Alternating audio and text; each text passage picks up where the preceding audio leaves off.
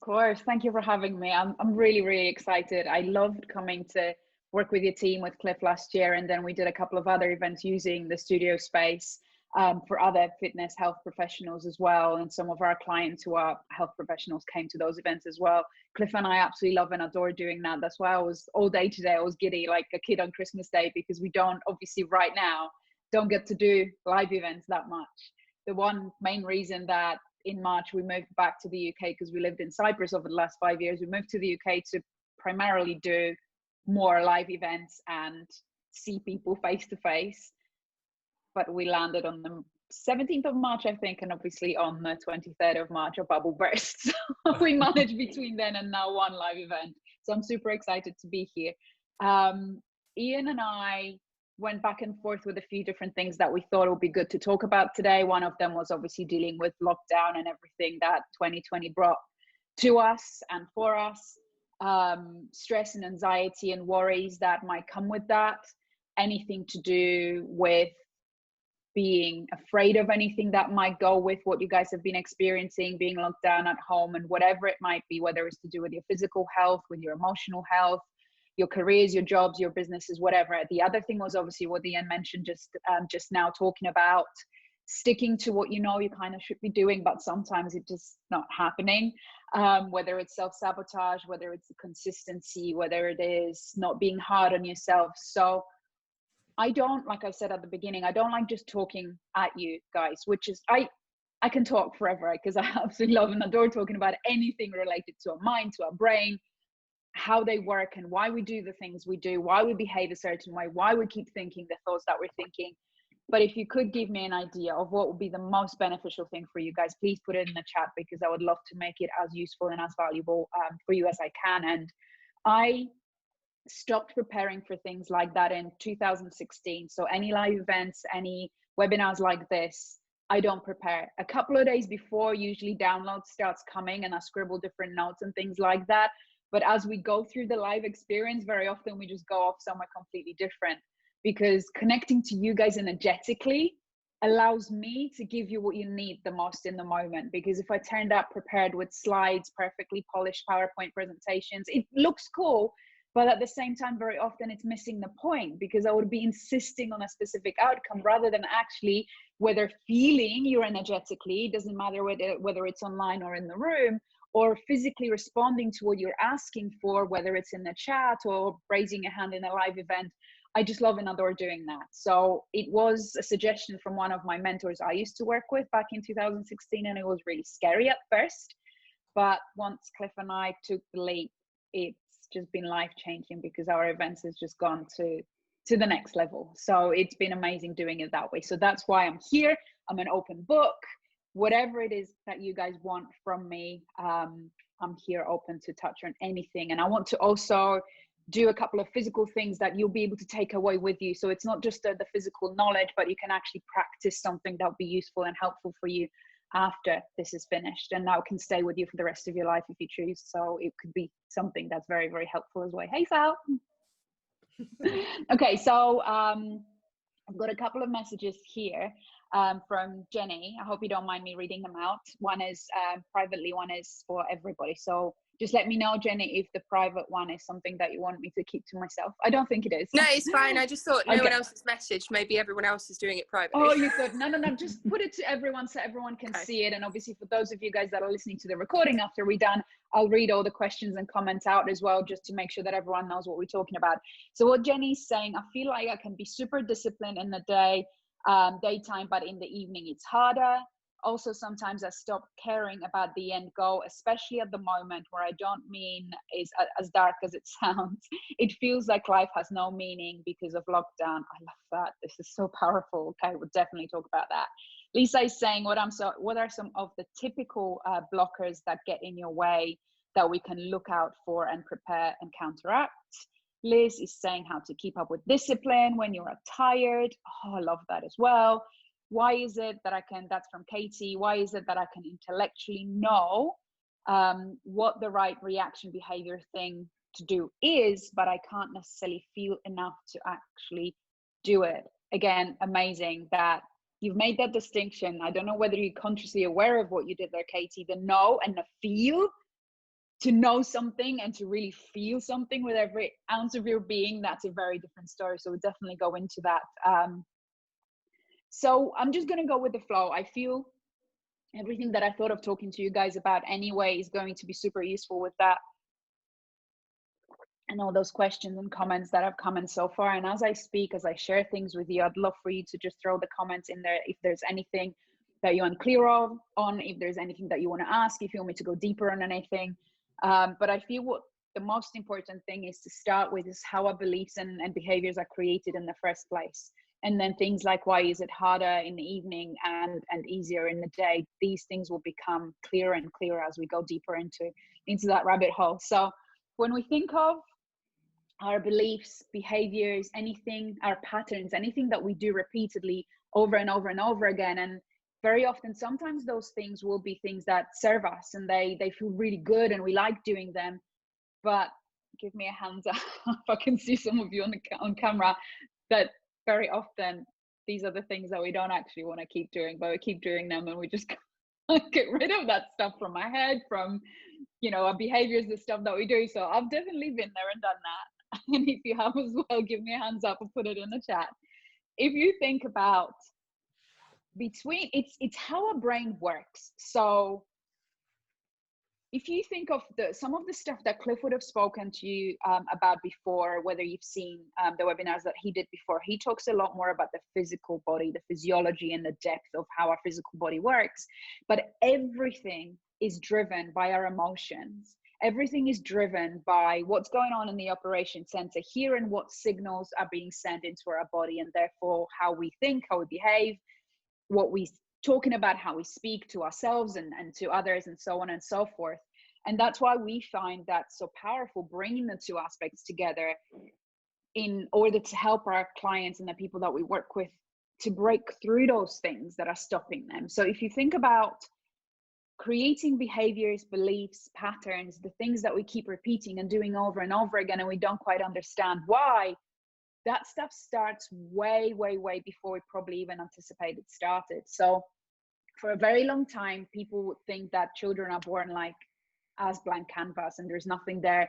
And we then start being conditioned through our childhood and teenage years and so on and so forth. But really, truly, that starts even before we are born. So when our mothers are pregnant with us, during pregnancy, anything that our mom responds to emotionally, the neurotransmitters, the hormones that she releases in order for her body to deal with it, whether physically or emotionally, that messaging is being sent through the placenta to the baby as well, to the unborn baby. Therefore, the child already starts developing responses. So for example, if your mom had an argument with your dad, for example, right, when she was pregnant with you, and it was quite stressful, her body and her mind would have responded to that. And you as a baby would have already been conditioned on how to respond to a stressful situation like that. Someone shouting, someone disagreeing, and so on and so forth. The same applies to any happy, fulfilling, satisfying situations, exciting moments in life, and stuff like that. So it starts before we're even born. So when we come out into this world, we already have certain patterns there.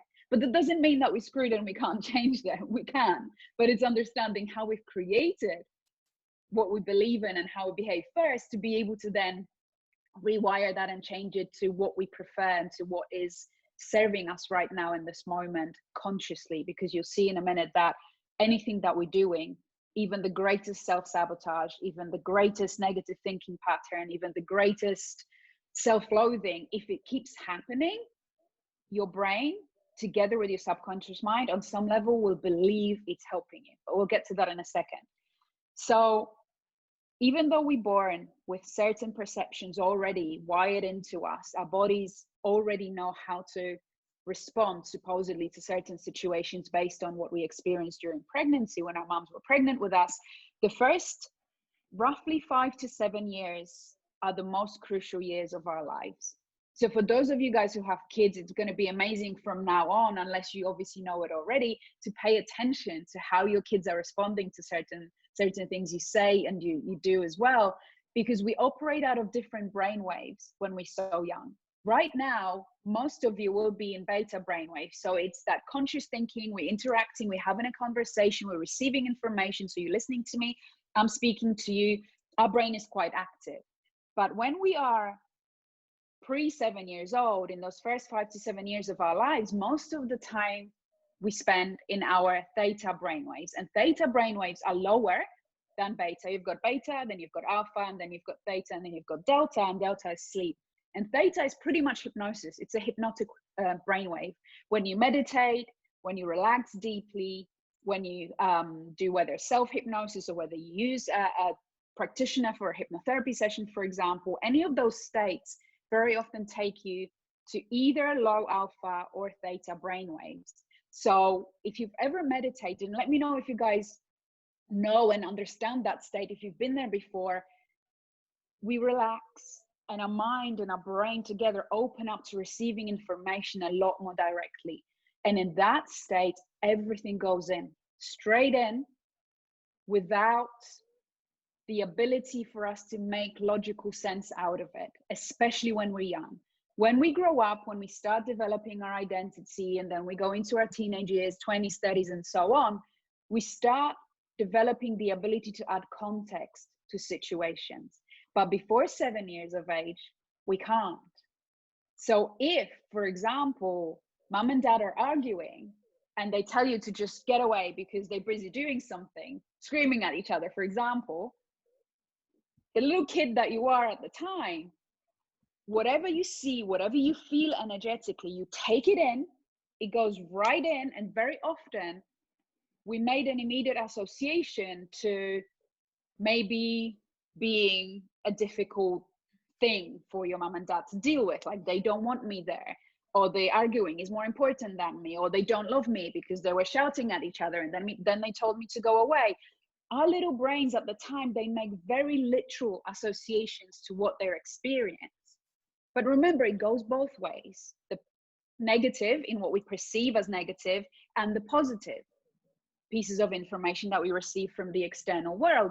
And if you think about it, anything that we take on board then, from that moment onwards, starts working itself out through the different situations, different things that we do, and we start to repeat that without even knowing. So if there is, and again, it's not that every single little experience that we go through creates a negative belief or a very positive belief in us. The more emotion is attached to that, the more significant and strong emotionally it feels to us, the greater chance of it is to actually wiring together really quickly in our brain. So the neurons that are firing in our brain, the neurons that start firing together, eventually they wire together. So if we're doing something that's super fun and we're enjoying something like sports or going out for walks with our parents, whatever it might be, and we're doing it over and over and over again, it's very likely that we're going to continue doing something like that throughout our lives, being active, playing sports, taking our kids for walks when we have our own children, whatever it might be, continues because it was something pleasant. It was quite emotionally driven for us because we had a good time with our parents interacting in that way. So therefore, those neurons that are firing together, they start wiring together, and we have a neural pathway in our brain that then continues for the rest of our lives, unless we interfere and change it, right? And there's going to be situations that will strengthen it, and there will be situations that can weaken it.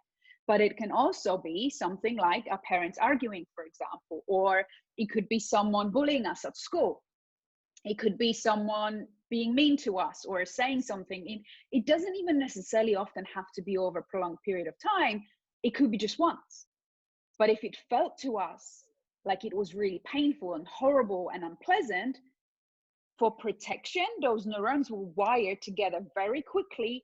And for the rest of our lives, we're going to avoid confrontation. We don't want to express ourselves in public. We're struggling with expressing ourselves at work, at school, at university, whatever it might be. Whenever there is a challenging situation, we don't want to be confronting anybody because someone said something to us at school that had that strong emotional effect. Therefore, we created that protection mechanism and we won't let ourselves do it ever again. And we have no idea why. And I'll give you an example from a call with a client only yesterday. we have no idea why we're doing it. But when you know how to access the source of it and understand why you're doing certain things, you realize that that foundation was so strong and it was only there to protect you. So even though not being able to, for example, express yourself fully, or not being able to stick to a healthy diet, or not being able to stick to a certain routine, or whatever it might be, it feels like it's stopping you from achieving the results that you want to from living the life that you desire. It's really protecting you and keeping you safe. So if there is something that keeps happening over and over and over in your life, again, like forever, and you feel like you can't figure out why, and you don't really know what to do about it, I want you to know that it's not because you're weak. It's not that because you can't stick to stuff. It's not because you're a bad person. It's there because it's protecting you. That story, that behavior, whatever it is that you're doing that you think it's crazy, it's ridiculous, I keep stopping myself from being the person I want, having the body I want, having the mind that I want, whatever it might be, if it's there consistently and you keep doing it, you're not working against yourself. Your mind, your brain, and your body all working together to protect you. But you just haven't figured out why and what's at the foundation of whatever is going on. So I was speaking to a client. He's only 27. He's a very successful young entrepreneur. He lives in California with a bunch of young entrepreneurs in a big house. And I laugh at it because it's so awesome to watch these kids being so driven. They have like weekly and monthly meetings, and they set KPIs for the house and for their business. It's crazy. So they're really, really driven. But he is so obsessed with checking his stats on YouTube, how his videos are performing. He's so obsessed by checking out everybody that's doing similar work on Instagram, for example. So anyone that's kind of within anything that he's doing that's remotely similar, he'll be obsessing and checking these people out and their accounts and how they're doing, what they're doing, how they create their videos, how they create their content for hours, rather than actually getting on with his stuff and doing what he feels like he should be doing, right?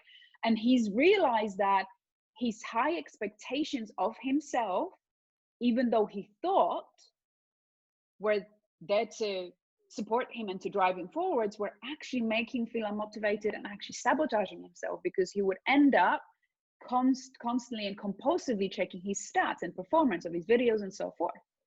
So when we actually did it through a hypnotherapy session, I use a lot of different modalities, but I find hypnotherapy, when we allowing ourselves to go back to those theta brainwaves and relax deeply, when we can talk directly to our subconscious mind, I find that a really easy and much faster access to the source of these stories. We can work this out through conversation as well, but it takes a lot longer.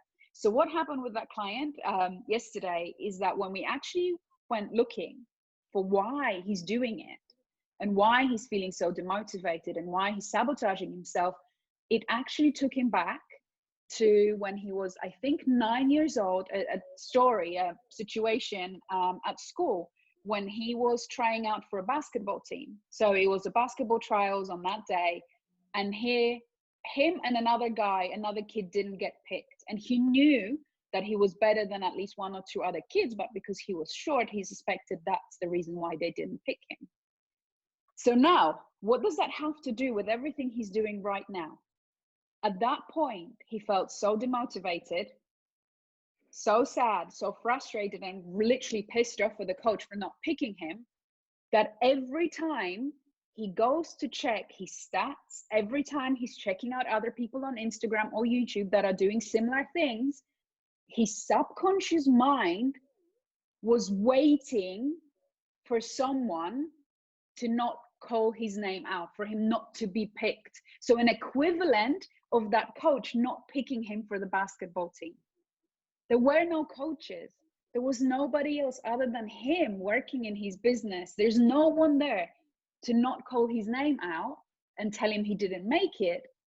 But because it was such a painful and strongly emotionally driven event for him when he was 9. So remember, I said before 7, that's where we mainly create our stories, but it doesn't have to be like it, and it doesn't end at 7.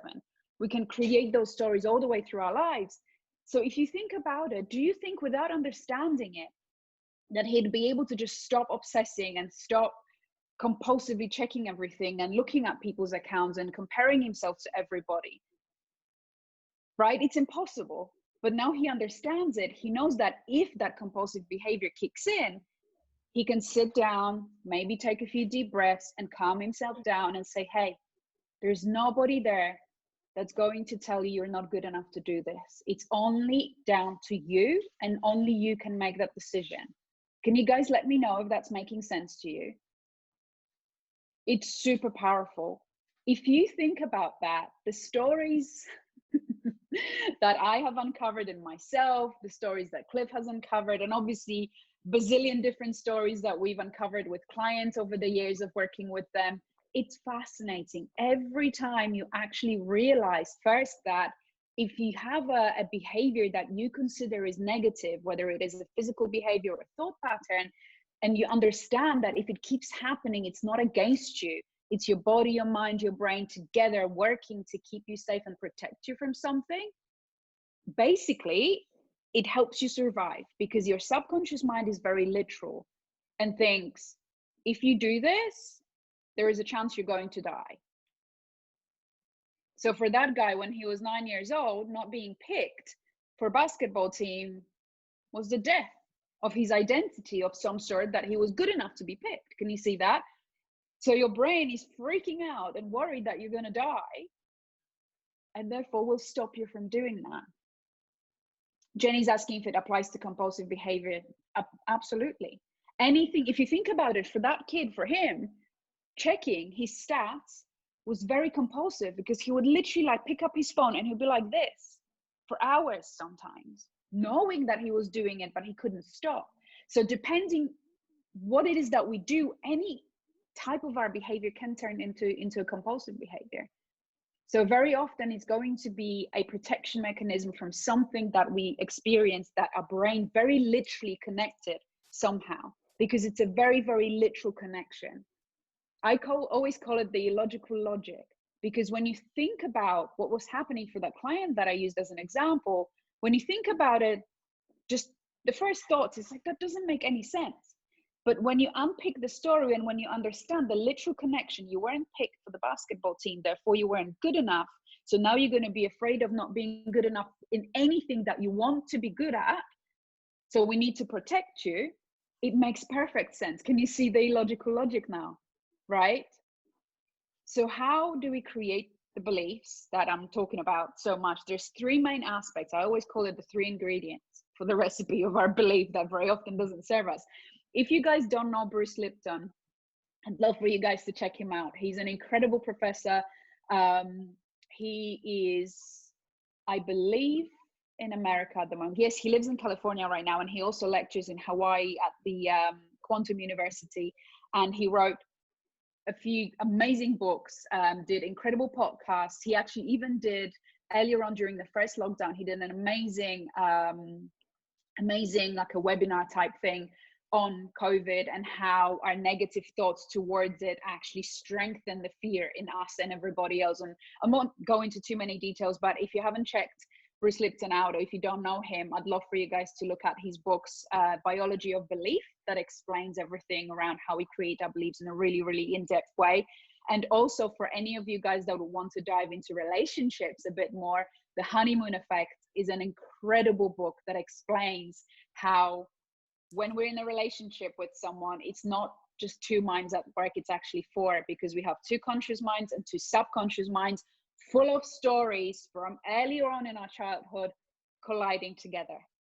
So it's an incredible book that allows you guys to understand how to be a better version of yourself, for yourself first, and then for the other person. Therefore, it allows people to completely recreate their relationship. So there's an entire training based on that book as well at some point. But anyway, going back to beliefs, what Bruce Lipton talks about is that 70% of what we carry in our minds day to day with us are negative beliefs that are actually not supporting us. So if you think about it, 70% of the stuff that we do, say, and think about is actually crap that doesn't serve us. Which again, it's not to say that we screwed and we can't get better. We just have to take responsibility. And I'm sure Cliff would have talked to you guys about that in terms of the physical body, but it very much so applies to the mind as well. We need to become aware of something first. So some of you probably already, based on the story of my client, now realizing, oh my God, this is what I'm doing. This is what I'm thinking. Where did this come from? Where did that come from? So we're bringing it to your awareness first. And then we have to take responsibility for it. Because even though it might be someone who bullied us, for that guy that I mentioned, it could be his coach that said, you're not being picked, didn't call his name out. For someone else, it could be the parents, whoever it might be, that contributed to us creating that belief. We can't change the past, in a sense that we can't change what physically happened, but we can change our interpretation for it, and it can only be us. So that's the second part of the equation. That's where we take responsibility for it. And taking responsibility is not telling ourselves, I screwed up, I'm useless, I just need to do something about it. That's not really responsibility. We're invalidating ourselves, therefore making ourselves feel even worse in that moment. But when we go, okay, I understand that happened, I became aware of this, so that's in my awareness now, I know I get to do something to change it. That responsibility taking is when we go, okay, what can I do about it right now? What is my next step? Can I do it myself? Can I read a book? Can I go to someone? Can I hire a coach? Can I speak to someone about it? What is it that I can do in order to be able to shift and change that into something that I do prefer? And only then the third step comes in, which is action. That will be doing something different to achieve a different result, right? Because obviously, you guys probably know the famous definition of insanity by Einstein is doing the same thing over and over again and expecting a different result, right? So that taking different action as the third step is really, really important. So even if you take away that from today and you remember it, that when you become aware of something that you want to change, you get to ask yourself, okay, how do I take responsibility? What do I need to take responsibility for here? And only then look at action. Because what happens very often, people jump directly from awareness to action, forgetting responsibility. So they will think, oh, I'm going to go to Tony Robbins' event, or I'm going to go and hire a trainer, or I'm going to go and read that book or whatever. But we can read a book, we can train, we can go to an event. But if we truly don't take responsibility for what we're doing, we can start sabotaging. We can go, oh, whatever, that event was good, but 2 weeks later, nothing changed. But did you change physically anything that you're doing after? Did you actually take responsibility for everything that you do and how you implement everything that you've learned at an event, from your trainer, from a coach, from a book, whatever it might be? And what are the different actions that follow? And when, and it would be good for you guys to write it down. I remember having it on one of my whiteboards in my office once, literally in block capitals and highlighted and circled. When we become aware of a habit, it's no longer a habit, it's a choice. And it's a tough pill to swallow, because when you keep doing it, you think, oh, admitting to ourselves that every single time that we do something that we know we shouldn't or don't want to be doing, but we're still doing it, and because we know it's not a habit, we can't really call it a habit anymore because we're just lying to ourselves. It's a choice. It feels a bit cringy, but that's the moment where you can laugh at it. The more lighthearted you are, the more fun you have, even with the hardest things to change, the easier it will be to change, because you're not telling yourself you are wrong. You're just acknowledging, there's something that I'm doing, something that I'm thinking that I don't quite like. I want to do something about it. Let's play. And the play can get frustrating at points. I've been there and done that as well. But that's part of the journey, part of how we go through life as humans.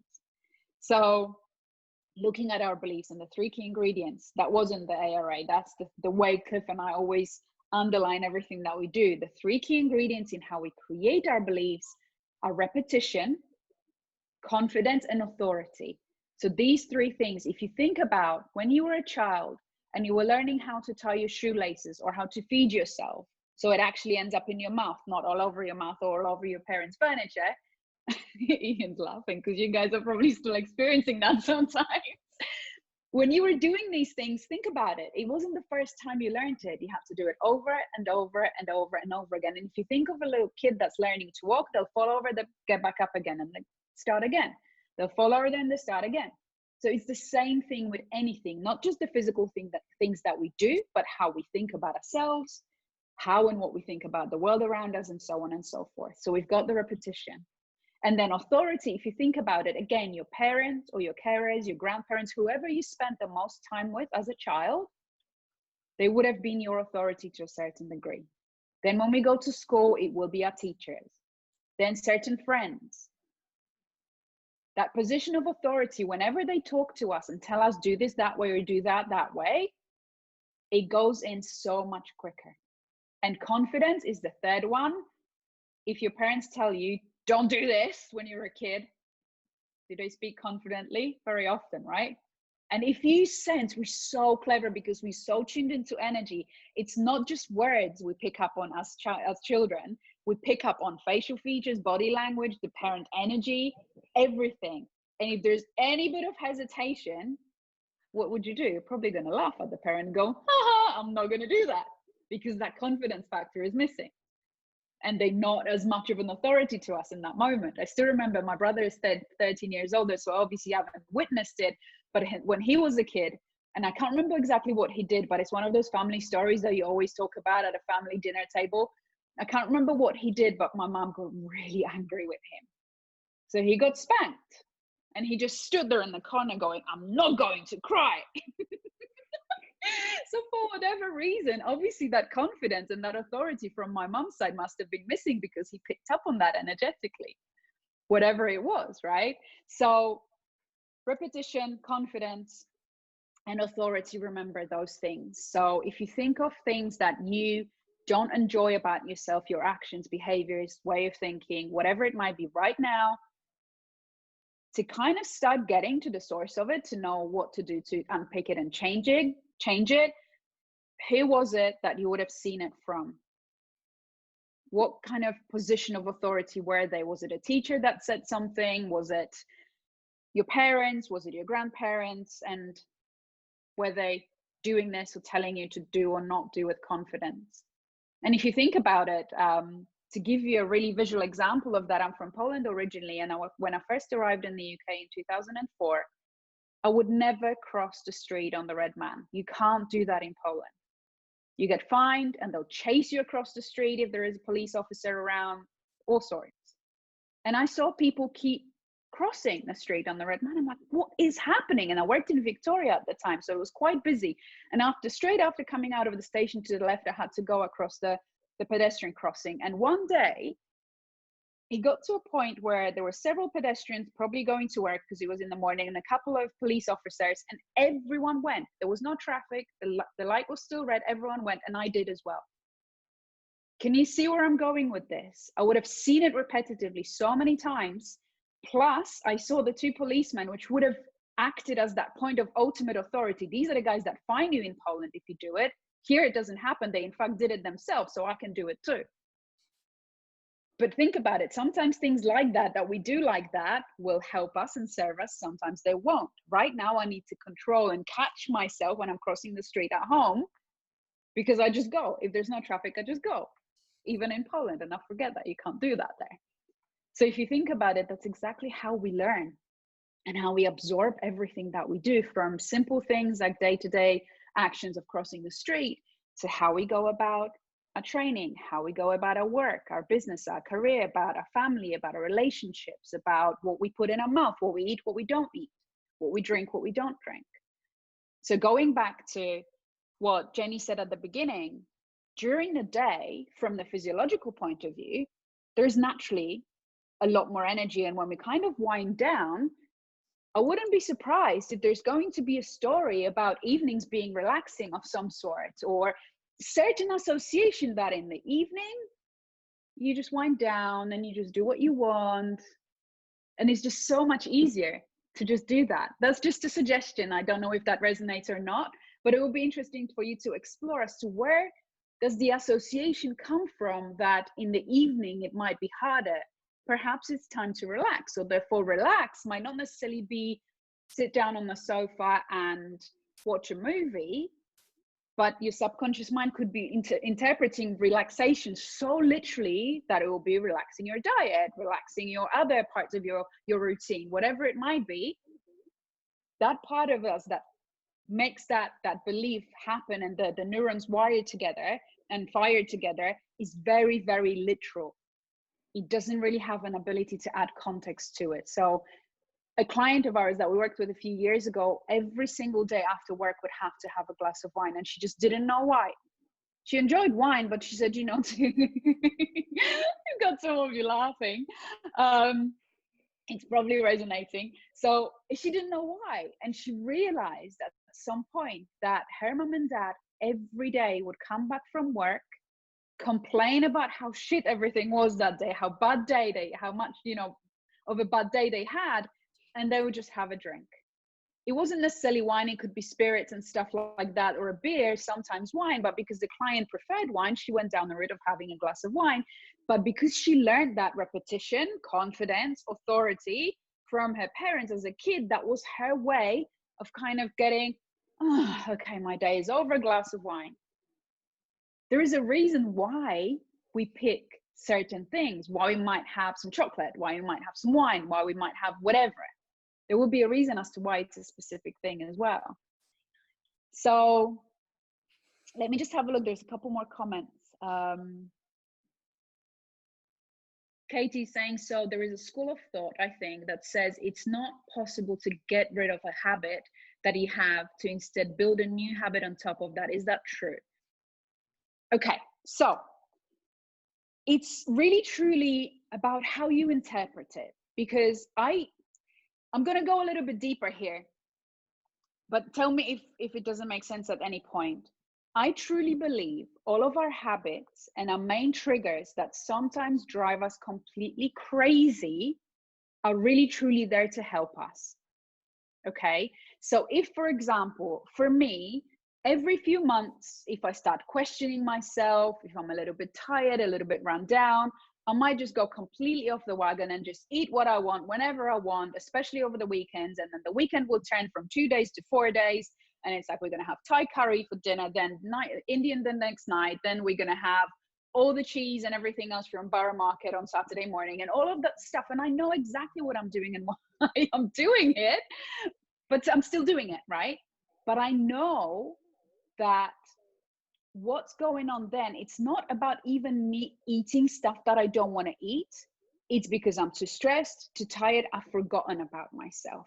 So what I truly believe in, from my own personal experience and working with all the clients that I have over the years, those little moments where we start doing the things we don't want more and more and more are not really about the actual thing. That thing is that habit and behavior bringing us comfort in some way, shape, or form, very often connected to food or sabotaging maybe your training, like all the good things that we know are serving us, we stop doing them and it gets more and more intense. It's not really about working, how can I stop eating this stuff? How can I be more consistent with my training? How can I be more disciplined? It's actually going, hang on a minute, I'm going completely off track here. What else is going on in my life? Have I forgotten maybe to look after myself? If you, let's say, do regular massages maybe once a month, or for you ladies, if you go and have your nails done and you haven't gone for 3 months, or you haven't had a nice bath and you love having nice baths in the evening and you haven't done it because work's been crazy, whatever other stuff has been going on, you might start eating stuff or start drinking way more wine because you've forgotten about yourself and your mind is trying to grab your attention. There's just someone looking over you going, hey, well, you need to do something drastic to stop you in your tracks eventually. And very often is by doing the most stupid things that we know that we shouldn't be doing. And when you stop and actually go, oh, I'm doing all the things that I don't want to be doing, just take a moment and zoom out, and from a bird's eye view, look at your life and go, what else is happening for me right now?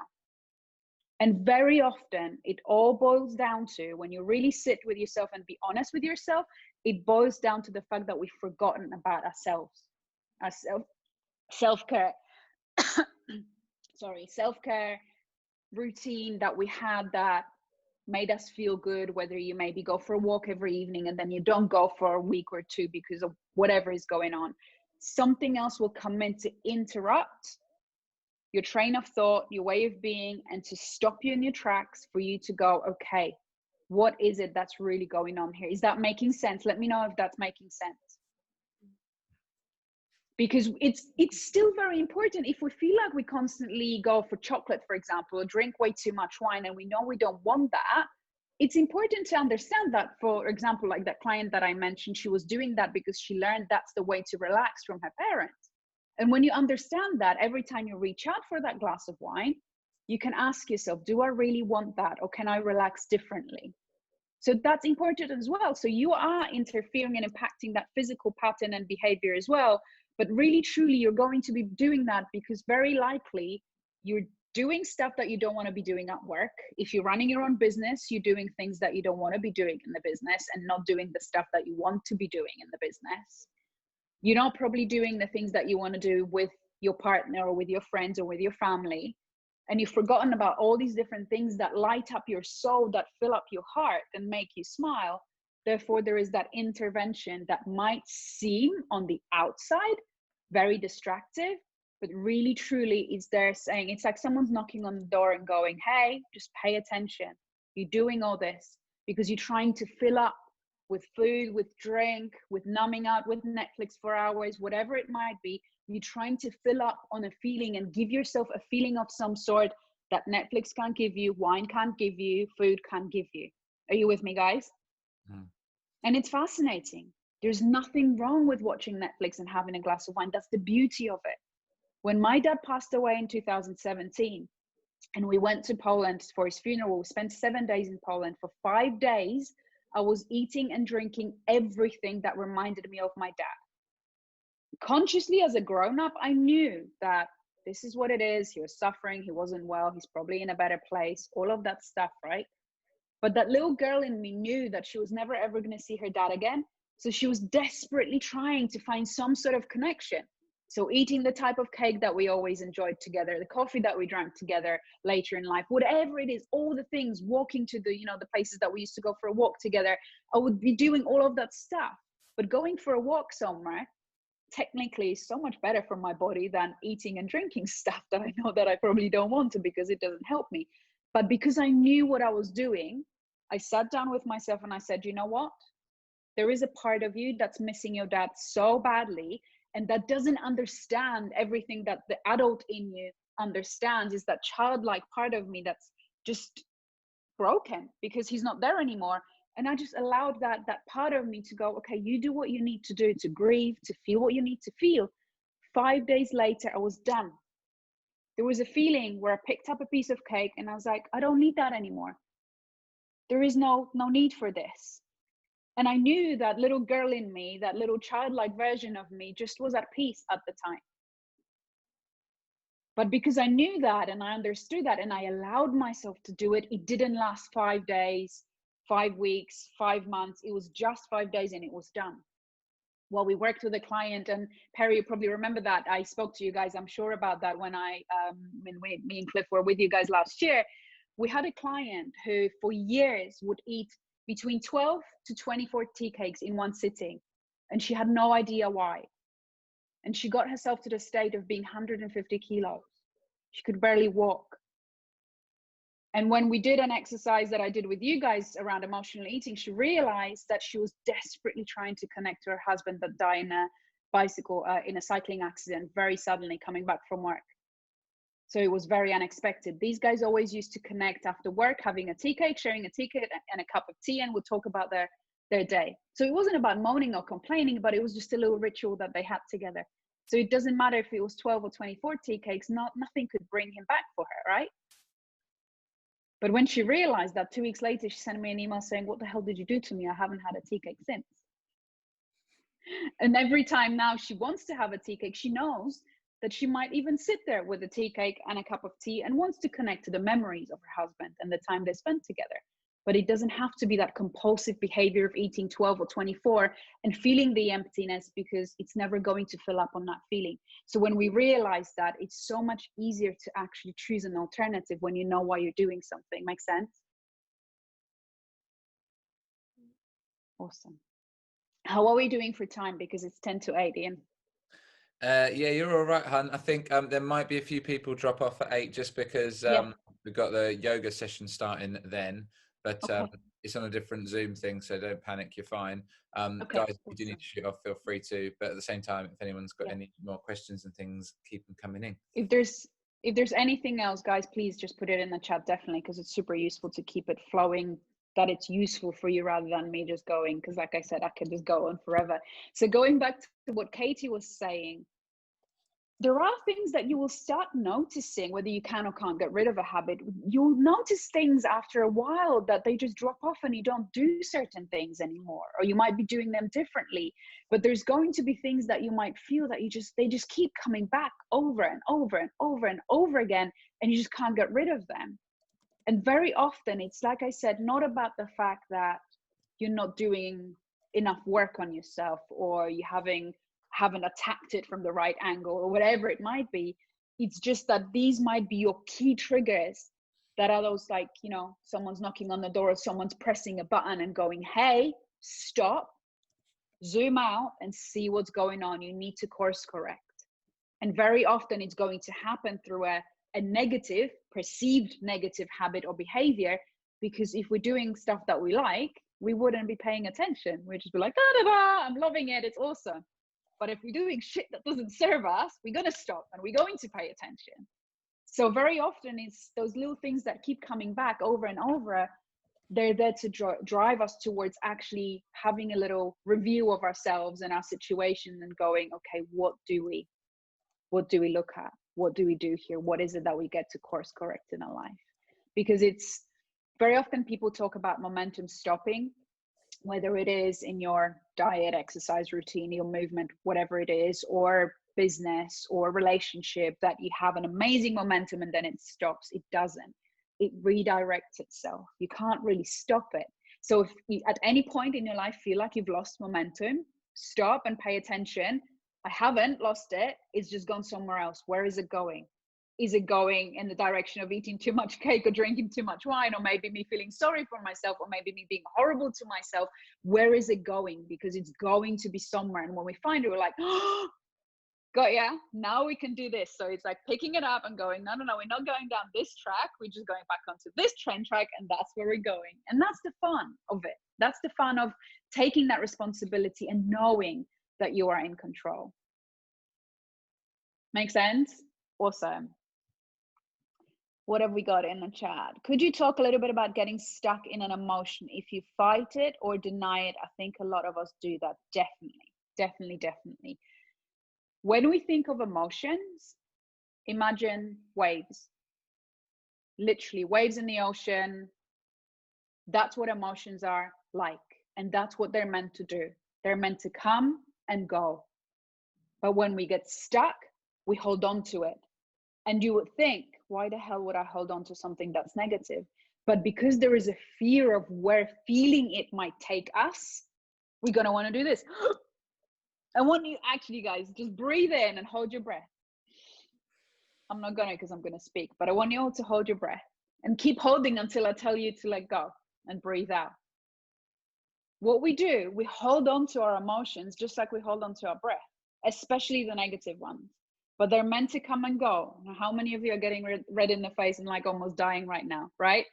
Breathe out. So that's what we do. And again, we don't physically have enough time to go individually into some of the emotions that you guys might be experiencing, or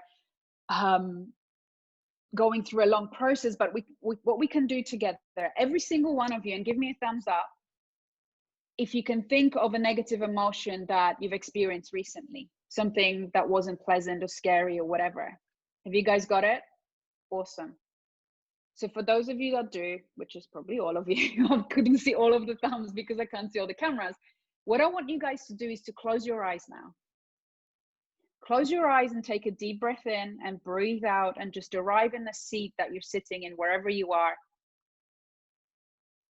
And I want you to bring that negative emotion to your mind right now, whether it's a memory of that situation, whatever it is, wherever you were. It could have been yesterday, it could have been a week ago, it could be a significant event from your life, maybe from even a few years ago. I want you to bring it to mind.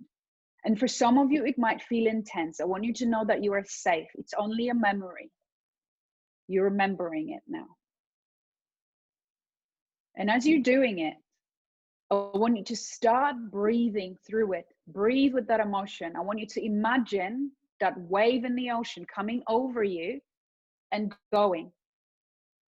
So with your in breath, it's coming in, and with your out breath, it's going out. And with every out breath, it's getting a little bit less intense. So you breathe in, imagine that cooling feeling, sensation of the water that's washing over you. And as it goes out, it gets a little bit less intense. And even within the first 3 to 5 breaths, maybe, you're all probably noticing that it's nowhere near as intense as it was. And something like using our breath is so simple but so powerful that in any moment where you feel stuck in an emotion that you don't want, you can allow yourself to sit down, really feel it, remembering that you're safe in that moment, and breathing with it and through it. And with every out breath, it gets less and less intense. It's not the situation or the circumstance that you're experiencing that dictates the outcome, is your interpretation of it. So how you interpret that situation, that emotion, is what dictates the outcome. So when you allow yourself to remember that you're in control and you can choose, you can turn it down. And if you think what happens when we panic, when we freak out, our breath gets more shallow and faster. So what do you think? We're pumping it up and making it stronger. So just as we do that, we can do the opposite and allow ourselves to release it, breathe through it, and allow for it to lessen, to soften. And feel free to open your eyes and remember that sometimes when we feel stuck in something, it's because we're meant to sit there for a bit. Even though it's uncomfortable, even though we might not like or enjoy it, we have to sit in it, because we don't learn from all the cool and easy and fun stuff. We learn from the challenge.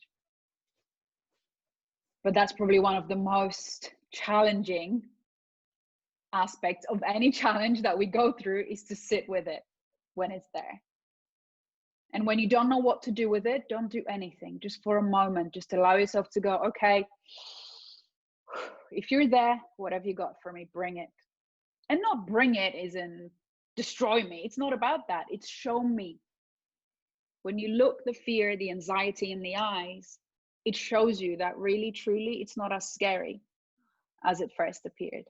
And it takes practice. Remember, how we respond to stress, how we respond to negative emotions now is going to be a pattern that we've created, right? But just like we've created that pattern, we can do the exact opposite: repetition, confidence, and authority. And the whole idea is for you guys to be an authority to yourself as the ultimate outcome of it, of the work that you do. But to start with, it might feel a little bit challenging because you might not feel like you trust yourself fully. You might not feel like you're confident in the fact that you can actually tell yourself to feel the emotion, experience the waves, and turn it down. So having, whether it's a Headspace app to guide you through a meditation or some breath work, whether you work with a coach or whether you use hypnotherapy or even self-hypnosis recordings and things like that, any of that will help you to borrow that authority and confidence from a different source initially, because you're building up your own. And there's no shame in that. In fact, it's probably the expression of the greatest strength within you, that you're allowing yourself to go, do you know what? I don't feel quite strong enough and confident in doing it myself yet. I'm going to get some help from whatever source that resonates with you. It could be as simple as using a recording and guiding you through it. And eventually you just do it yourself. I'd love to do something else with you guys. So we've got time. Like you said, obviously some of you will shoot off to yoga, but I'd love to do, before we wrap up, if there's any questions, let me know. And obviously, please let me know if that helped, talking about the waves, talking about the breath work and breathing through it and feeling it and experiencing it. What I would love for you to do with me, guys, is to go through a little self-hypnosis process, because I wanted to give it to you as a gift. I want to send a little recording to Ian that you can use if you want to, as guidance to help you handle everything that you're going through at any moment. and you can eventually start doing it yourself. It's something that allows you to shift and change your habits and behaviors. It allows you to calm down. It allows you to refocus. It can be used for anything and everything that you guys want to use it for. Are we cool to do it, Ian? Yeah, amazing. Thank you. Awesome. It's only going to take us a couple of minutes, but what I would love for you guys to do first is to think of one thing that you're struggling with right now, whether it's your consistency, whether it is a behavior that keeps happening, or a train of thought that keeps repeating itself. So think about it now. And I want you to also think of what you would want instead. How would you want to feel instead? So if you're feeling anxious all the time, if you'd want to feel calmer, that might be your opposite. Okay, I don't want to feel anxious anymore. I'd like to feel calmer. Or if you feel like you're not being consistent with your food and you'd like to eat more consistently or make better choices, figure out what it is that you'd want to work on, and then what is it that you'd want as the opposite outcome of where you are right now. And again, just give me a thumbs up that you guys have it. Perfect. Awesome. So if, for example, you're anxious and you're anxious like 10 out of 10, freaking out, and you want to be 0 out of 10, your brain's probably not going to believe in that, right? So if we just say to ourselves, I'd like to be calmer, just a little bit, maybe turn it down from 10 to 8. We might not necessarily say to ourselves, oh, I'm calm, I'm at peace, I don't care. Because like I said, your brain is going to be like, I don't believe in that, it's not going to happen. So if you're really anxious or anxious often, you might not be anxious right now, but you have that tendency to be quite anxious. It might be something that every day you're getting calmer. You might want to say to yourself, okay, every day I am getting calmer, or every day I breathe through my emotions, or every day I choose better foods, or I let myself choose better foods, or every day I choose to eat more regularly. Whatever it is, I want you guys to think about something that you would want to use, because I'll give you a moment where you can use that personal message to yourself in this process that I'm going to take you through just now, so that it makes it personal just for you in this moment, and you can take it with you for the rest of this month, the rest of the year, whatever it is. You can change those statements, but you can make that process personal. You can use it just to calm down just by breathing, but you can also make it very personal. So you lower your brain waves, you go into that relaxed state of low alpha or theta even. And when you speak to your subconscious mind then directly, it starts to pick it up a lot quicker. Does it make sense? So let me know, thumbs up, if you guys have your statement, that message that you want to send to yourself. Have you guys got it? And if you don't have it specifically, or you don't think it's correct, just don't worry about it. It's the first trial run. We're testing it right now, okay? And even if you don't have a physical thing, when I ask you to say your own message to yourself, you can just sit quietly and silently there and just keep breathing. Okay, you don't even have to say anything to yourself, but I'm just using this space to give you guys the opportunity to see how powerful you are and how much control and input you can actually have very, very quickly, even after sitting with me here for an hour, that you can take that away and use it for as long as you choose to. Okay, so first of all, and put it in the chat, what I'd love for you guys to tell me, on a scale of 0 to 10, how stressed do you feel today and right now? So 0 is completely relaxed and 10 is freaking out to the point of having a panic attack. So type that in quickly in the chat, because I'd love for you guys to see the result and the effect, how quickly it can change as well. Okay, so we've got 5 and 4 so far. 5, 7, 8 for someone. Who was it? Sal, was that you? Number 8? 3 and 6. Okay, so we've got a great variety. Okay, so we all know where we are right now. I'm going to get you guys to close your eyes and stick with it. Keep your eyes closed. No one's watching. Everyone's got their eyes closed. I don't, but I'll probably do it with you anyway. And take a deep, long breath in, all the way into your belly. And hold it in your belly just for a split of a second, and breathe it out, allowing any stress and surface tension to wash away as you're breathing out. Anything that no longer serves you is going away. It's not important. And with your next breath, imagine a color that you love forming at the top of your head in a little cloud or a little bubble. Whatever you see or feel is just perfect. Some of you will see a color clearly. Some of you might just feel it. Some of you might just think of a color and not necessarily see it. Whatever you're experiencing, it's right for you in that moment.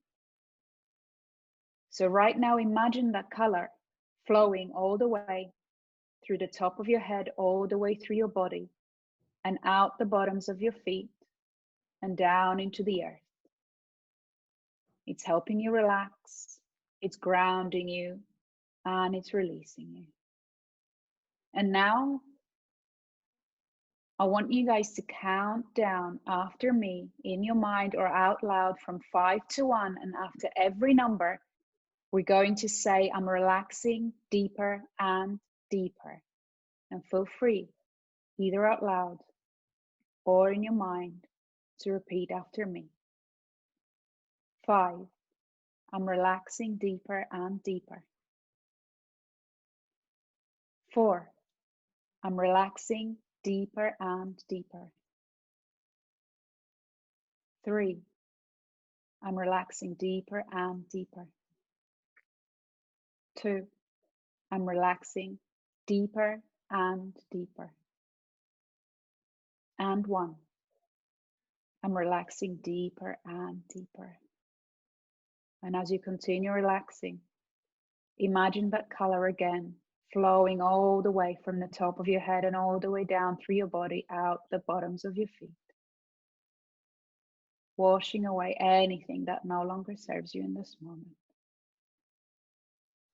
And now I'd like you to repeat a very powerful and a very true statement 3 times, silently in your mind after me. I am safe. I am calm. I choose to be here. I am safe. I am calm. I choose to be here. I am safe. I am calm. I choose to be here.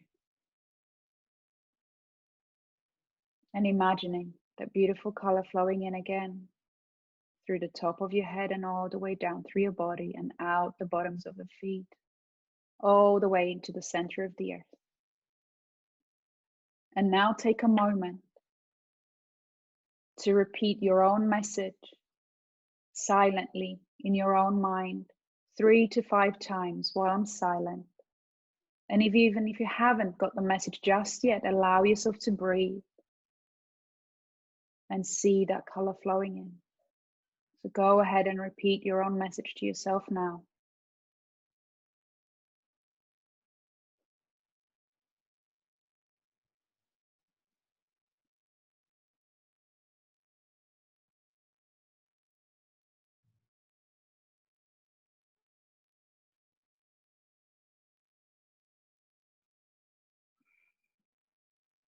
And now taking a beautiful, deep, long, and relaxing breath. As you breathe out, I want you to see, feel, and imagine anything that you've just been asking for, anything to do with your personal message. Whether you choose to be calmer, more consistent with your food, whether you want to release anything, whatever it is that you now desire, see, feel, and imagine as if it was already happening.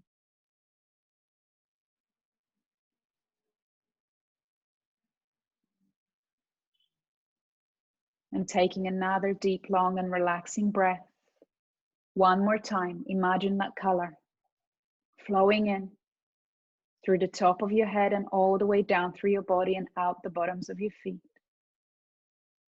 And as you do so, that color is sealing in everything that you've just experienced. The relaxing breath, the peace, the calm, washing away of everything and anything that no longer serves you, and already creating the results that you desire. And when you feel complete, taking a moment to really gently wiggle your toes and your fingers. Put a big smile on your face and gently open your eyes when you're ready. And now remembering that 0 is completely relaxed and 10 is freaking out. Let me know in the chat what your new number is. -2 from Perry. I love that legend. Got 2 from Ian, 1 from Lisa, 1 from Laura. Perfect. Couple of 3s. That's amazing. Another 2. I love that. I'm assuming that the 2s and 3s are from you guys that had a slightly higher score at the beginning. And it doesn't matter if you went from 8 to 7 or 8 to 1, or like Perry went to -2. I want you to remember just how powerful that little process can be. And I guided you through it, but really, truly, you're doing it yourself, to yourself and for yourself, right? And like I said, it's just borrowing my voice at the beginning to do it a few times. When you remember, you can do it yourself. Or if you choose to, you can listen to the recording. I'll send it to you, Ian, after, and you can share it in your group with everybody. And I've also written a little PDF that helps you to kind of write and craft your own message to yourself. And I want you to also remember that you can use this little process in any moment. It could be 30 seconds long and it could be 30 minutes long. So it could turn into a longer meditation that you choose to do when you want to relax and confirm that new message and that new story that you're creating with yourself, or you choose to repeat your own message to yourself maybe 21 times, for example, right? But if you're stressed, if you're just running out the door, you know, like, oh, I'm losing my mind, just pause before you shut the door and turn the key in the lock. Just pause, close your eyes, deep breath in, breathe out, run that color through your body once, and just say to yourself, I'm safe, I'm calm, I choose to be here 3 times, and off you go. The reason why we say that, I'm safe, everything's okay, I've got this. I'm calm, I'm choosing to calm down. I choose to be here, I'm here, and I'm taking responsibility for where I am and what's going on. And that, remember, operation center between your ears is very literal, and it receives that message and immediately calms down.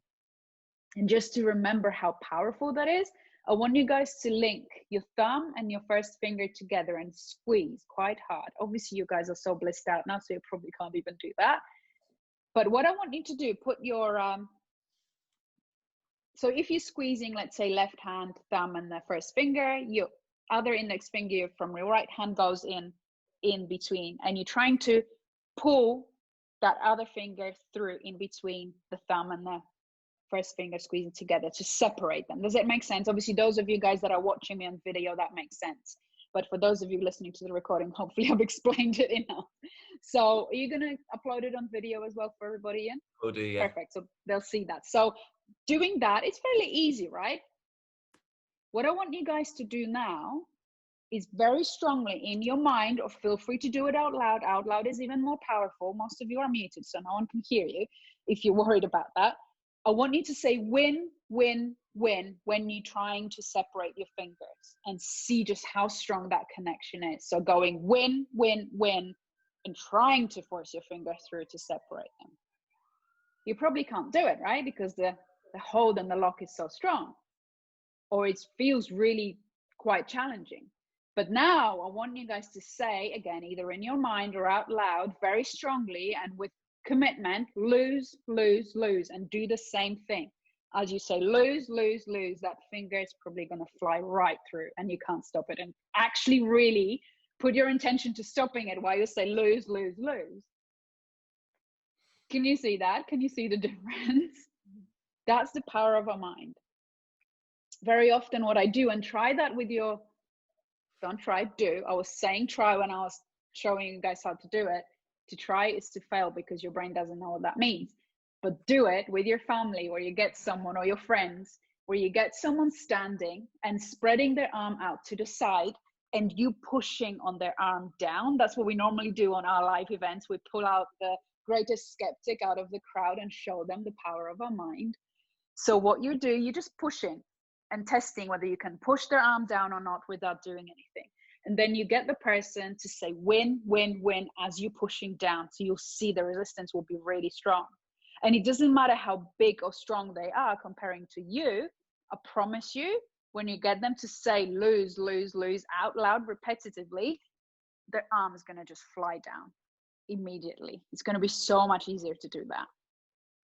It's a fun game to test the skeptics, and we always do that. And every single time, people can't believe just how powerful the power of our words is to the operation center between our ears. So remember, when we even say to ourselves, I'm calm, I'm safe, I choose to be here, your brain is already receiving that information from you, that even though you might be stressed out 10 out of 10, you're choosing to calm down and breathe through it. So I feel it's 8:15 already. I would love to talk to you guys more. I'd love to just keep going. But unless there's any questions, anything else that you'd want to ask or explore, I feel it's time to wrap up. What do you think, Ian? Yeah, absolutely. That honestly, Marta, that's been so helpful, really interesting and really useful stuff. It's the funny thing, I'm sure, like for Perry as well, who some of this stuff we talked about last year, it's so good to go over it again. And I think that's something that everyone probably needs to work on. But everyone, thank you for coming on the call and for joining in and contributing. And I hope you've all found it really informative. I'm sure they have. And thank you, Marta, as well, for giving up your time. Of course. And looking forward to seeing you next week or something when we're allowed out. Woo! Just one more thing. I'm just scrolling quickly through the chat, making sure that I've responded to everybody. Someone was asking, Liz was asking how to keep up with discipline when you're tired. So everything that we talked about, you guys know how to help yourselves to shift and switch and to actually stick to what you want to be doing.